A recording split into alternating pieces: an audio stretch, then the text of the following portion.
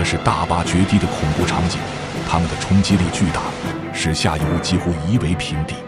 本期节目让我们看看那些大坝决堤的恐怖时刻。关注大陆怪谈，每天令你惊奇万分。等一下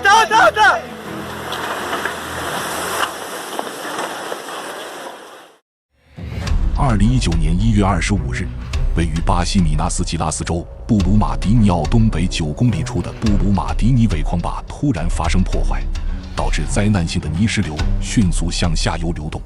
坝体坍塌导致了巴西历史上最严重的矿业灾难之一，至少270人失去了生命。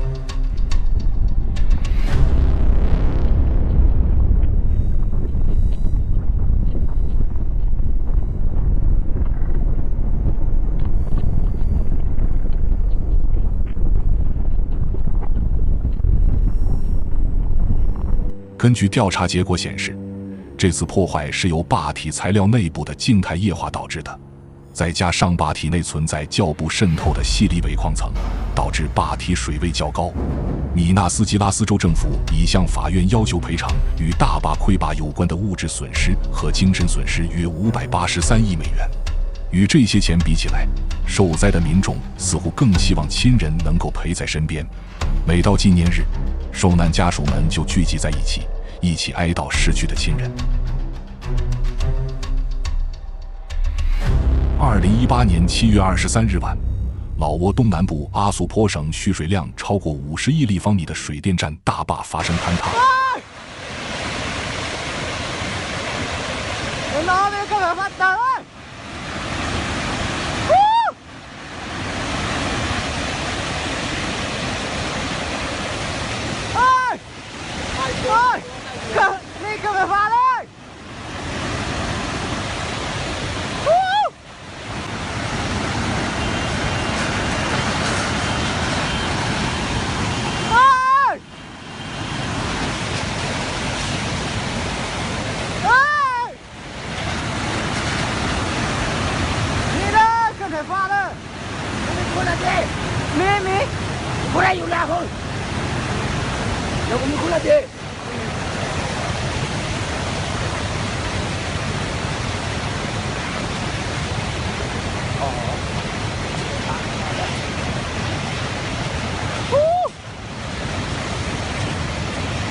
大坝坍塌后，附近6个村庄遭遇山洪，其中2个村庄遭受重创。溃坝已造成26人死亡，131人失踪，超6600人因洪水而无家可归。民众紧急撤离，但大多数人根本来不及，没有及时撤离的人们只能躲在房顶等待救援。伊登维尔大坝建于1924年，大坝总长度约2000米，坝高16米。2020年5月19日，由于连续多日降雨引发洪水，美国密歇根州伊登维尔大坝发生溃坝。There it goes.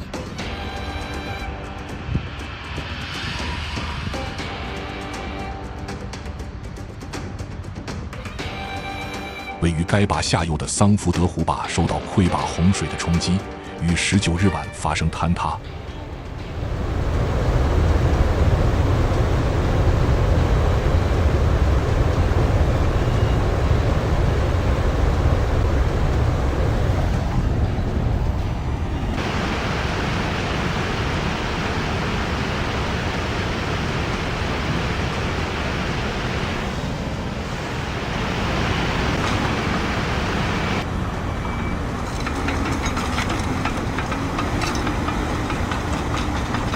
伊登维尔大坝溃决事故的洪水对下游造成了重大影响，当地管理部门紧急疏散和转移附近1万多居民。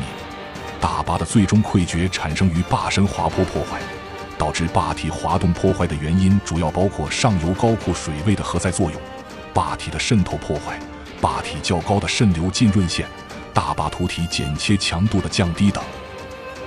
由于连日强降雨，哥伦比亚西北部的考卡河水位持续上涨，正在修建的伊图安格水电站存在大坝溃堤风险。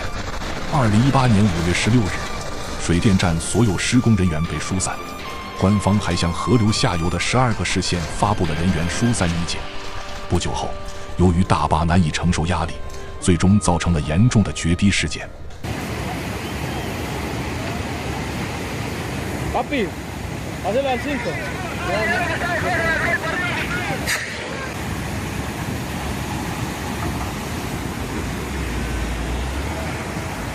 Dale.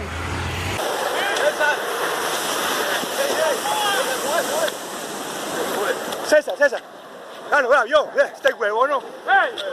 Oiga, venite para acá. Oye, Viene, ¡Ata!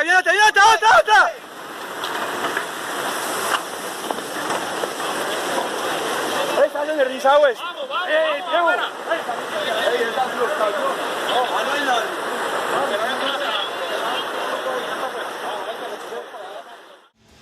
邓马普湖是德克萨斯州瓜达卢佩河上的一座水库，该水库于1931年通过修建水坝形成，为该地区提供水力发电。在湖泊的周围环境非常好，人们平时喜欢来这里露营或垂钓。但在2019年5月14日上午，大坝中间的一洪道发生了意外坍塌。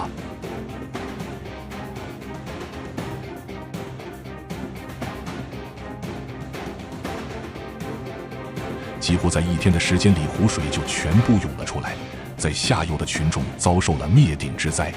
之前一片祥和的村庄被突如其来的洪水冲垮了，大量的树木被毁。几年的时间过去了，这里的水依旧存在，而人们只能放弃本来属于自己的家园。曾经受难的群众来到曾经自己的家时，感慨万千。最后经过调查发现，这起事件是由于钢结构闸门的老化造成的。这样的部件已经服役了几十年，却从来没有更换过，这是最致命的。后来大坝全部更换泄洪闸门，但当年的阴影似乎在人们心中挥之不去。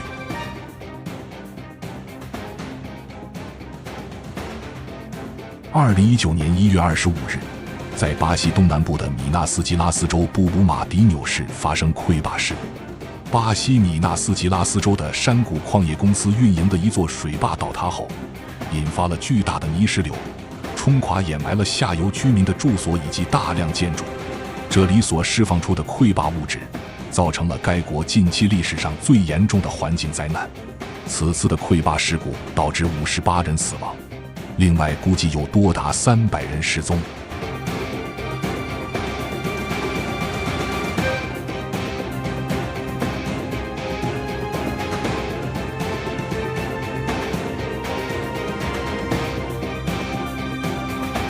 节目最后，不要忘记点击关注大陆的频道，关注大陆怪谈，每天令你惊奇万分。下期再见。